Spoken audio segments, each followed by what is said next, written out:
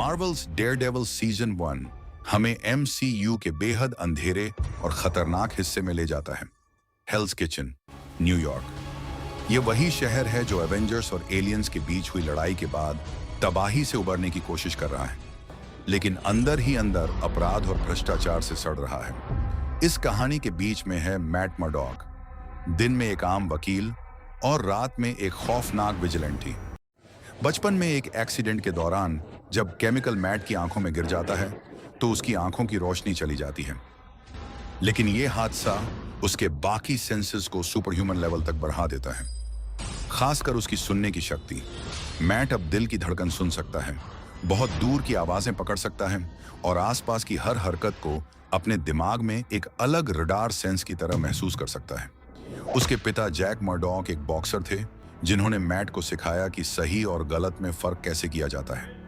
लेकिन जब Jack Murdock को एक फाइट न हारने की वजह से मार दिया जाता है, तब मैट का भरोसा सिस्टम से उठने लगता है।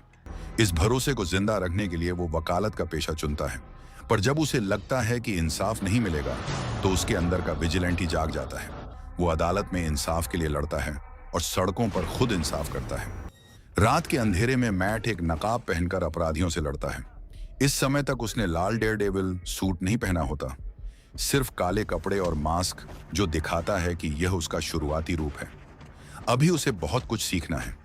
मैट को ट्रेनिंग दी थी स्टिक ने, एक सख्त और बेरहम गुरु जिसने उसे सिखाया कि भावनाएं हमें कमजोर करती हैं। लेकिन मैट की सबसे बड़ी लड़ाई बाहर नहीं बल्कि उसके अंदर चल रही होती है। क्या हिंसा से इंसाफ मिल सकता है? दिन में मैट अपने दोस्त फॉगी नेल्सन के साथ एक छोटी सी लॉ फर्म चलाता है। दोनों उन लोगों की मदद करते हैं जिन्हें कानून और पुलिस ने छोड़ दिया है। यहीं वो कैरन पेज से भी मिलता है, जो आगे जाकर उसकी टीम का हिस्सा बनती है। कैरन पर हत्या का झूठा आरोप है जिसे विल्सन फिस्क नामक एक अपराधी ने लगवाया है। मैट उसकी मदद करता है और सच सामने लाने की कोशिश करता है। इसी दौरान क्लेयर टेम्पल नाम की एक नर्स मैट की जिंदगी में आती है, जो उसे बार बार मौत से बचाती है। वह मैट से सवाल करती है, क्या तुम सच में शहर को बचा रहे हो या हालात और भी ज्यादा खराब कर रहे हो? जब फॉगी को मैट की सच्चाई पता चलती है तो उनकी दोस्ती टूटने की कगार पर पहुंच जाती है। हेल्स किचन में लगभग हर बड़े अपराध के पीछे एक ही आदमी होता है, विल्सन फिस्क, जिसे लोग किंगपिन के नाम से जानते हैं। फिस्क खुद को विलेन नहीं मानता। उसे लगता है कि वह शहर को दोबारा बना रहा है अपने तरीके से। उसका प्यार वनेसा के लिए उसे जज्बाती बनाता है, लेकिन उसका गुस्सा और बेरहमी उसके अंदर के राक्षस को दर्शाती है।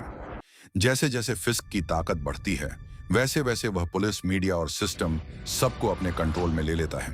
पूरे शहर में डर फैल जाता है, लेकिन डेयरडेविल पीछे हटने वालों में से नहीं है। वो फिस्क से टक्कर लेने की ठान लेता है।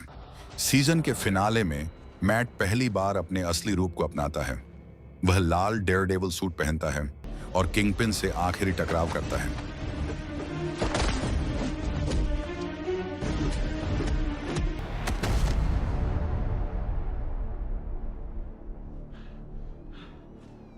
आखिरकार विल्सन फिस्क गिरफ्तार हो जाता है। लेकिन हेल्स किचन की जंग अभी खत्म नहीं हुई है। डेयरडेविल सीजन 1 सिर्फ एक सुपर हीरो शो नहीं है। यह दर्द, विश्वास और सही गलत के बीच की लड़ाई की कहानी है। यह दिखाता है कि हीरो भी टूटते हैं, खून बहाते हैं और हर जीत की एक कीमत होती है जो उन्हें चुकानी पड़ती है। यही वजह है कि डेयरडेविल मार्वल के सबसे बेहतरीन और रियल किरदारों में से एक है। मार्वल्स डेयरडेविल सीजन 2 हेल्स किचन की कहानी को और भी ज्यादा खतरनाक और भावनात्मक बना देता है। इस बार मैट मर्डॉक को सिर्फ एक दुश्मन से नहीं बल्कि दो अलग अलग विचारधाराओं से लड़ना है, पनिशर और इलेक्ट्रा। सीजन की शुरुआत होती है गैंग वॉर से। अलग अलग अपराधी गिरोह अचानक बेरहमी से मारे जा रहे हैं। शहर में एक नया नाम फैलता है, द पनिशर। फ्रैंक कासल, जिसे लोग पनिशर कहते हैं, अपराधियों को अदालत तक पहुंचाने में विश्वास नहीं करता। वह सीधे उन्हें मार देता है। उसके परिवार की हत्या गैंगस्टर्स ने कर दी थी और अब उसके लिए न्याय का मतलब है बदला। मैट मर्डॉक मानता है कि हर इंसान को अदालत में सफाई देने का हक है, लेकिन पनिशर कहता है कि सिस्टम फेल हो चुका है। यहीं से शुरू होती है सीजन की सबसे बड़ी बहस। क्या अपराधियों को दूसरा मौका मिलना चाहिए या उन्हें हमेशा के लिए खत्म कर देना चाहिए। मैट रात में फ्रैंक से टकराता है और जब वो गिरफ्तार हो जाता है तो अदालत में उसका केस भी लड़ता है। यह लड़ाई सिर्फ मुक्कों की नहीं, विचारों की भी है। इसी बीच मैट की पुरानी प्रेमिका इलेक्ट्रा नेचियोस उसकी जिंदगी में वापस आती है। इलेक्ट्रा रहस्यमयी है, खतरनाक है और एक गुप्त संगठन द हैंड से जुड़ी हुई है। इलेक्ट्रा मैट को बताती है कि द हैंड एक प्राचीन और शक्तिशाली संगठन है जो शहर पर कब्जा करना चाहता है। स्टिक भी वापस आता है और सच उजागर करता है। इलेक्ट्रा दरअसल ब्लैक स्काई है, एक ऐसा हथियार जिसे द हैंड इस्तेमाल करना चाहता है। मैट एक बार फिर दो रास्तों के बीच खड़ा है, इलेक्ट्रा के साथ अंधेरे में उतरना या कानून के रास्ते पर टिके रहना। इस पूरे संघर्ष के दौरान फॉगी और कैरन मैट से दूर होते जा रहे हैं। मैट का सीक्रेट और उसकी दोहरी जिंदगी उनकी दोस्ती और लॉ फर्म को तोड़ देती है। कैरन फ्रैंक कास्टल की कहानी की सच्चाई खोजने लगती है और उससे एक भावनात्मक रिश्ता बना लेती है। फॉगी को लगता है कि मैट अपनी जिम्मेदारियों से भाग रहा है। आखिरकार नेल्सन और मर्डॉक की फर्म टूट जाती है। सीजन के आखिरी एपिसोड्स में डेयरडेविल और इलेक्ट्रा मिलकर द हैंड से लड़ते हैं। एक भयंकर लड़ाई में इलेक्ट्रा मैट को बचाते हुए मर जाती है। मैट टूट जाता है, लेकिन वह समझता है कि हेल्स किचन को उसकी जरूरत है। दूसरी तरफ फ्रैंक कासल जेल से भाग जाता है और पूरी तरह पनिशर बन जाता है। सीजन का अंत मैट का कैरन को अपनी असली पहचान बताने के साथ होता है। I am Daredevil. यह सीजन सिर्फ एक्शन नहीं बल्कि नैतिकता की गहरी लड़ाई है। पनिशर न्याय को हिंसा से देखता है, इलेक्ट्रा शक्ति और अराजकता का प्रतीक है और मैट दोनों के बीच संतुलन बनाने की कोशिश करता है। सीजन 2 दिखाता है कि हीरो होना आसान नहीं है। कभी-कभी सही काम करने की कीमत बहुत बड़ी होती है। मार्वल्स द डिफेंडर्स की कहानी वहीं से शुरू होती है जहां डेयरडेविल सीजन 2 खत्म हुआ था। न्यूयॉर्क शहर में अपराध और रहस्यमयी घटनाएं तेजी से बढ़ रही हैं और इस बार खतरा इतना बड़ा है कि एक हीरो शायद काफी नहीं है। एक ऐसी टीम की जरूरत है जो हमें डिफेंड कर सके। इस कहानी में 4 अलग-अलग हीरोज एक साथ आते हैं। Matt Murdock, Jessica Jones, Luke Cage और डैनी रैंड यानी आयरन फिस्ट। मैट मर्डॉक अभी भी हेल्स किचन की हिफाजत के लिए तैनात है। दूसरी तरफ जेसिका जोन्स एक निजी जासूस के रूप में काम कर रही है और एक रहस्यमयी केस की जांच करते करते एक बड़ी साजिश तक पहुंच जाती है। इस साजिश के क्लूज डैनी रैंड की कंपनी से भी कनेक्ट होते हैं। लुक केज हार्लेम में लोगों की रक्षा कर रहा है और डैनी द हैंड नाम के एक खतरनाक संगठन को रोकने की कोशिश कर रहा है। कहानी धीरे धीरे इन चारों को एक ही जगह लेकर आती है, Midland circle, New York. The hand एक प्राचीन और शक्तिशाली संगठन है जो न्यूयॉर्क के नीचे छिपी एक रहस्यमयी शक्ति को हासिल करना चाहता है। इस संगठन की लीडर है एलेक्जेंड्रा, जो शहर के नीचे छिपे एक संसाधन को इस्तेमाल करके अपनी ताकत बढ़ाना चाहती है। इसी दौरान एक बड़ा सच सामने आता है। इलेक्ट्रा, जिसे सब मरा हुआ मान रहे थे, द हैंड उसे फिर से जिंदा कर चुका है। उसमें ब्लैक स्काई के गुण पहले से ही मौजूद थे, पर अब किसी गुप्त प्रक्रिया से वह पूरी तरह ब्लैक स्काई बन चुकी है। ब्लैक स्काई एक ऐसा हथियार जिसकी ताकत और रफ्तार उसे अजय बनाती है। इलेक्ट्रा अब द हैंड के नियंत्रण में है और पहले से भी ज्यादा खतरनाक है। शुरुआत में ये चारों हीरो एक दूसरे पर भरोसा नहीं करते। सबके काम करने का अपना एक अलग तरीका है और अपनी एक अलग सोच। लेकिन जब उन्हें समझ आता है कि दी हैंड पूरे शहर को खतरे में डाल सकता है, तो वे साथ मिलकर लड़ने का फैसला करते हैं। यहीं से द डिफेंडर्स टीम बनती है। सीरीज के आखिरी हिस्से में डिफेंडर्स और दी हैंड के बीच एक बड़ी लड़ाई होती है। शहर के नीचे छिपे एक बड़े ढांचे में ये अंतिम टकराव होता है। इस लड़ाई में मैट और इलेक्ट्रा आमने सामने आते हैं। मैट अभी भी उसे बचाने की कोशिश करता है, लेकिन इलेक्ट्रा पूरी तरह बदल चुकी है। आखिरकार इमारत गिर जाती है और मैट इलेक्ट्रा के साथ अंदर ही फंस जाता है।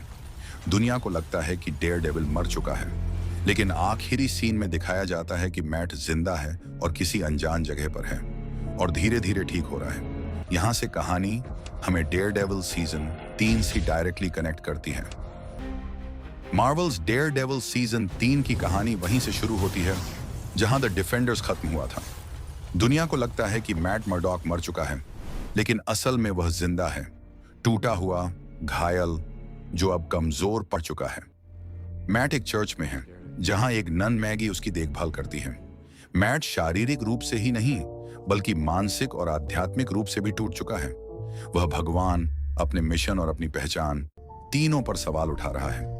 मैट अब पूरी तरह डेयरडेविल बनना चाहता है, लेकिन इस बार वह और भी अंधेरे रास्ते पर जा रहा है। उसे लगता है कि मैट मर्डॉक के रूप में वह फेल हो चुका है। वह तय करता है कि अब वह सिर्फ डेयरडेविल बनकर रहेगा, बिना किसी दया भाव के।